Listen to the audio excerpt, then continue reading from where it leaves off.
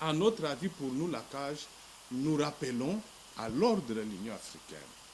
Nous leur demandons, bien sûr, de jouer le rôle de bons offices, mais de respecter les principes cardinaux qui régissent les relations entre les États membres ainsi que les organes de l'Union africaine. Parce que l'Union africaine ne doit pas se transformer en un super État au-dessus des États membres.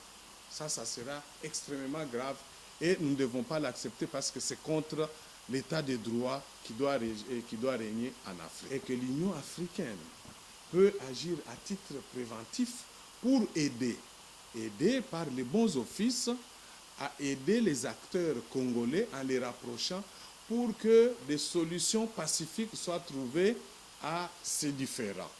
Mais pas aller jusqu'à donner, à faire des injonctions, notamment à une juridiction de la République démocratique du Congo.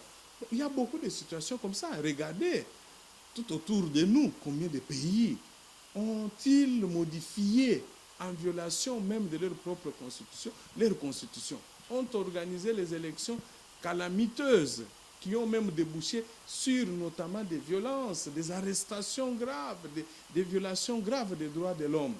Mais l'Union africaine n'est jamais intervenue. Je dois vous avouer que pendant les 18 ans, le régime sortant a travaillé pour l'affaiblissement de la justice dans notre pays et qu'elle a tout fait pour mettre sous tutelle du gouvernement cette justice. Si nous, la CAJ, nous attirons toujours l'attention des membres de la justice, des magistrats et de son personnel pour dire que la Constitution consacre votre indépendance et que cette indépendance, vous ne devez pas attendre qu'on vous l'amène sur un plateau en or. C'est vous, l'indépendance, c'est un état d'esprit. Pourquoi dans d'autres pays ça marche? En Afrique du Sud, ça marche. Vous pouvez saisir un juge et vous entendez, vous avez suivi que l'ancien président a été poursuivi par la justice.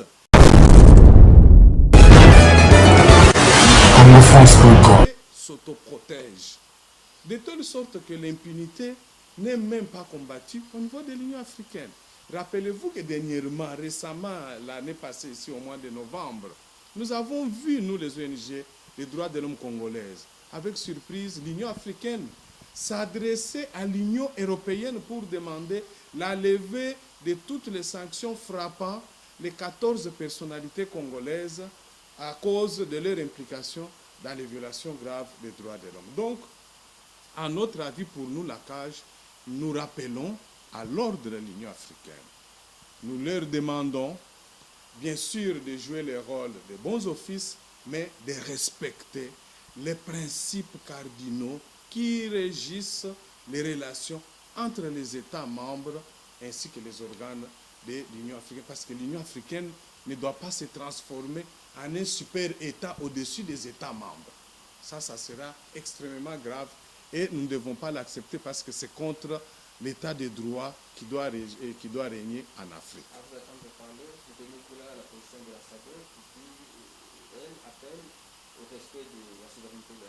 Tout à fait. La SADC est revenue au bon sens parce qu'il faut respecter l'ordre légal de la sous-région, l'ordre légal continental. Parce que c'est cet ordre-là qui doit régner, c'est l'ordre qui veut que lorsque vous voulez aider un État, vous devez le faire en respectant les procédures légales. Dans la charte ou dans l'acte constitutif de l'Union africaine, il est prévu nulle part que l'Union africaine peut, à travers ses organes, adresser des injonctions directement à une juridiction d'un État membre. C'est inacceptable. C'est une manière de nier totalement le droit au peuple congolais de pouvoir s'autogérer à travers d'abord sa constitution, mais aussi à travers ses propres institutions. C'est une menace extrêmement grave contre l'indépendance et la souveraineté de la République démocratique du Congo, quelle que soit l'action, les bienfaits de leur action de bons offices, mais ils ont mal procédé et ça, nous devons les dénoncer. Maître, vous avez dit que l'Union africaine peut intervenir au moment où le pays fait face à une situation qui peut dégénérer, qui peut mettre le pays dans un état de trouble. Oui, exact, voilà. Mais vous ne croyez pas que c'est les... Forme de bons offices. De bons offices. Vous ne croyez pas que c'est le cas maintenant? Oui. Nous faisons face à une situation qui peut au moins déranger les pays. Tout à fait, nous sommes d'accord. Nous sommes d'accord que dans la situation qui prévaut actuellement en République démocratique du Congo, parce qu'il y a eu des élections, publication des résultats provisoires, il y a une contestation.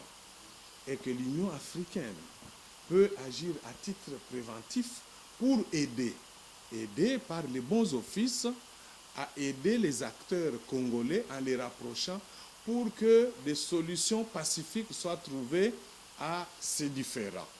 Mais pas aller jusqu'à donner, à faire des injonctions, notamment à une juridiction de la République démocratique du Congo. Comme ça, lorsque l'Union africaine dit demander à ce qu'on suspende, par exemple, une procédure en cours, mais elle l'adresse à qui? C'est à la juridiction qui est en train de traiter ces contentieux. L'Union africaine aurait dû traiter, passer par les gouvernements, les prier de prendre toutes les dispositions nécessaires afin... Où les élections sont organisées par un organe qui est la CENI. Oui, c'est une institution nationale. Non, non, non, non, non, non, non, non, non, non, non, c'est très dangereux. Nous sommes des légalistes, nous devons défendre uniquement les droits. Ici, c'est un problème de défendre les droits. Parce que si l'état de droit ne règne pas en Afrique, nous allons tomber dans l'arbitraire et ça va devenir maintenant les règnes des puissants, ceux qui sont forts. Et aujourd'hui, vous savez d'abord que ce genre d'injonctions sont données à l'endroit de la RDC parce que la RDC est dans une situation de faiblesse. Est-ce que vous aviez suivi ce qui s'était passé au Gabon? Lorsque le président gabonais est tombé malade et qu'il y a eu un problème d'assurer son intérim, la Cour constitutionnelle gabonaise a procédé par le changement d'une des dispositions de la Constitution pour créer les postes du vice-président, lui reconnaître l'intérim et au Premier ministre en lieu et place du président du Sénat. Ça a créé des remous au niveau du Gabon et l'Union africaine a voulu intervenir. Le gouvernement gabonais a dit non, stop, vous n'avez pas le droit de venir. Il voulait envoyer une mission, vous n'avez pas le droit de venir. C'est une affaire qui est déjà réglée par nos institutions nationales et nous ne vous recevons même pas. Et au nom du principe de la souveraineté nationale, nous ne vous recevons pas. Il y a beaucoup de situations comme ça. Regardez tout autour de nous, combien de pays ont-ils modifié en violation même de leur propre constitution, leur constitution, ont organisé les élections calamiteuses qui ont même débouché sur notamment des violences, des arrestations graves, des violations graves des droits de l'homme. Mais l'Union africaine n'est jamais intervenue. Moi, je vous dis, en tant que citoyen africain, membre de la société civile africaine, l'Union africaine aujourd'hui ne peut pas servir de modèle, moins encore de référence. Et regardez ce qui se passe au Togo. Mais c'est une monarchie constitutionnelle, sans oublier ce qui se passe au Gabon. L'Union africaine n'ose même pas intervenir. Que vous avez votre position, la CAJ a sa position vis-à-vis de ces élections. Non, ici, je suis en train, vous m'avez posé la question, je vous réponds en tant que juriste africain, pour rappeler les principes de droit africains qui régissent les nations au sein de l'Union africaine, comme au sein aussi de la SADC.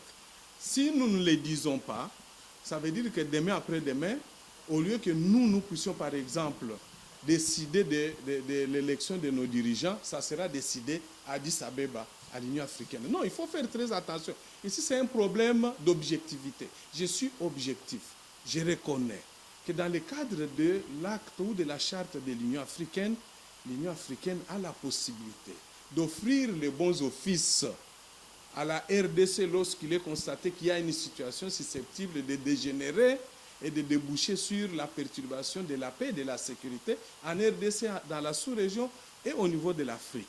Mais ça doit suivre une procédure. D'abord, les bons offices. Si ça ne marche pas, il y a au sein de l'Union africaine ce qu'on appelle un organe qui s'occupe de paix et sécurité, qui vont faire des missions avant même de prendre d'autres mesures, par exemple, jusqu'à prendre des mesures de sanctions. Donc ça suit une procédure, ça ne peut pas être comme ce qui s'est passé hier. Non, je suis désolé, en tant que juriste africain, j'ai dit, là, l'Union africaine a déconné, a totalement déconné.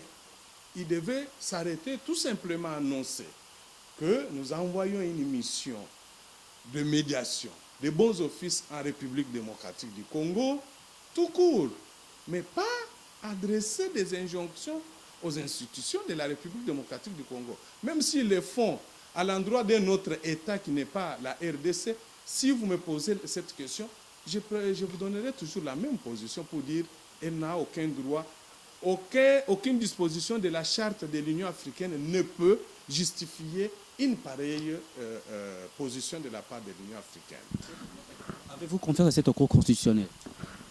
Alors, ça c'est une autre paire de manches. Vous connaissez souvent mon point de vue. La CAJ, nous avons toujours exprimé nos préoccupations profondes par rapport au mauvais fonctionnement de notre justice. Je dois vous avouer que pendant les 18 ans, le régime sortant a travaillé pour l'affaiblissement de la justice dans notre pays et qu'elle a tout fait pour mettre sous tutelle du gouvernement cette justice. Ça, je continue à le dire. Mais de l'autre part, j'ai toujours aussi, nous, la CAJ, nous attirons toujours l'attention des membres de la justice, des magistrats et de son personnel pour dire que la Constitution consacre votre indépendance et que cette indépendance, vous ne devez pas attendre qu'on vous l'amène sur un plateau en or. C'est vous, l'indépendance, c'est un état d'esprit. Pourquoi dans d'autres pays ça marche? En Afrique du Sud, ça marche. Vous pouvez saisir un juge et vous entendez, vous aviez suivi que l'ancien président était poursuivi par la justice. À l'époque, l'ancien président était interpellé par la justice parce qu'il avait détourné les moyens de l'État pour construire dans son village. On l'a même mis en demeure pour rembourser. Ce sont des magistrats. Donc c'est un problème des hommes et des femmes qui sont aujourd'hui aux commandes de la justice qui nous déçoivent. Parce que s'ils ne savent pas, c'est dire que nous servons et nous devons servir les droits et pas un individu, un groupe d'individus, alors à ce moment-là, ils se mettent tout simplement sous la soumission des individus et ils se servent eux-mêmes parce que ce sont des profits, des matériels qui vont les intéresser. Donc moi, je dis, pour le cas de la Cour constitutionnelle, dans notre déclaration d'hier, nous avons rappelé que la Cour constitutionnelle est saisie. Il faut qu'elle dise, qu'elle traite les contestations, les requêtes uniquement se référant au droit, en toute indépendance et impartialité.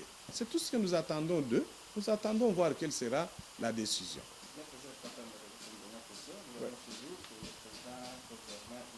Ouais.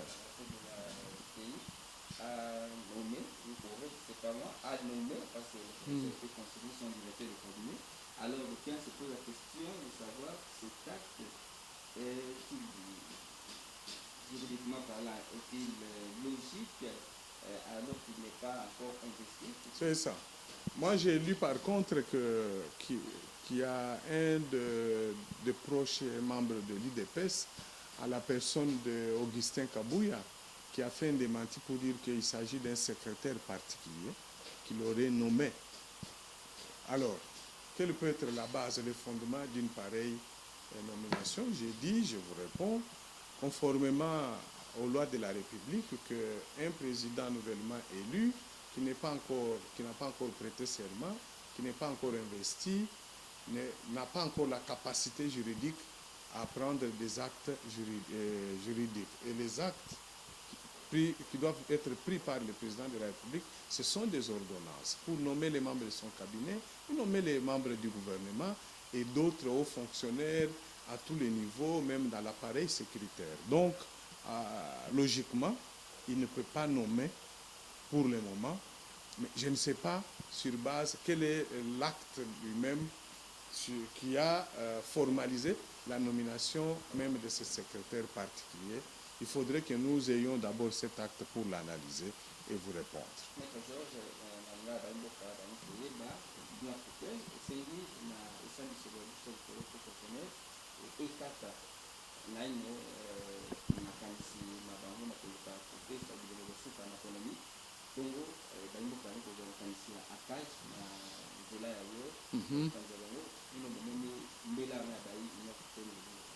biso na cage boyebi ke biso musala na biso ezali kosalela droit, état de droit. Ezala état de droit na niveau national, niveau sous-régional, niveau africain ou niveau mondial. Biso tolandi pe déclaration ana tosali analyse par rapport à charte africaine, charte ya Union africaine, to constater que c'est vrai que Union africaine en tant qu'organisation il y a région il y a Afrique et koki kozwa ba initiative, par exemple il y a médiation, il y a bons offices oyo bakoki ko conduire na niveau dans le cas d'espèce il y a RDC, ce qui va constater que moi kokoso oyo ezali ko se produire na RDC et koki ko risquer ko créer ou bien ko déboucher na na perturbation, il y a paix, il y a sécurité na sous-région, paix na région continentale. Et puis plus tard, ce qui va constater que les acteurs oyo bazali concernés na conflit wana bazali ko collaborer à travers organes il y a Union africaine au tobengaka il y a paix et sécurité bakoki pe kozwa ba disposition net par exemple ba sanction contre bato oyo bakoki ko se comporter comme obstacle pour que makambo wana ebonga. Mais to constater pe lisusu que na déclaration ya Union africaine parti moko ezali kopesa mwa kokoso oyo par lequel Union africaine apesi neti asali neti injonction na ba institution interne ya mboka na biso wana ezali malamu te, wana ezali ko violer ba principe ya droit oyo ezali ko gouverner ba état ya Union africaine pe na ba organe ya Union africaine. Eza principe oyo biso nyonso toyebi tobengaka yango respect ya souveraineté ya ba pays membre. Ça veut dire quoi? Ça veut dire que Union africaine ba organe na ye musala na ye ba message na ye ekoki kaka koleka pour que ekoma na mboka na biso passerelle moko oyo ezali prévu ezali gouvernement. Ce qui moi maloba ezali il faut eleka kaka par les gouvernements. Bakoki te en dehors ya gouvernement kopesa ba injonction na ba institution ya kati interne ya mboka na biso. Parce que ce qui basali yango wana ezali violation flagrante ya souveraineté et puis indépendance ya mboka na biso au niveau de l'Afrique. Donc voilà makanisi na biso par rapport ya eloko na yango toza ko senga que musala na bango basala yango na ko respecter droit ya Union africaine oyo ezali constitué na charte ya Union africaine na ba directive nyonso ya Union africaine. Mais na lingi na silisa na eloko moko ya ko rappeler bato ke biso na société civile africaine tozali penza kosala confiance na Union africaine te parce qu'on ezali point de vue ba africain nyonso ba yebi organo wana ya Union africaine eza ko fonctionner comme club ya ba chef d'état et puis comme club ango etondi kaka na ba président dictateur bato oyo bazali kokamba bamboka na ba régime autoritaire bato bazali ko sala mauvaise gouvernance. Union africaine a sala keloko moko te. D'abord bo se rappeler que na élection na biso awa rapport na bango ezaki ndeni tout s'est bien passé, il n'y avait pas ceci cela. Ça c'est l'Union africaine. Bazaka ndengwana, bazaka toujours complaisant. Ça c'est l'Union africaine.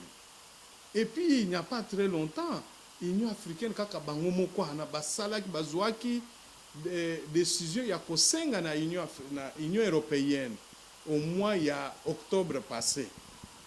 Pour que l'Union européenne a levé des sanctions où ils allaient frapper 14 personnalités congolaises.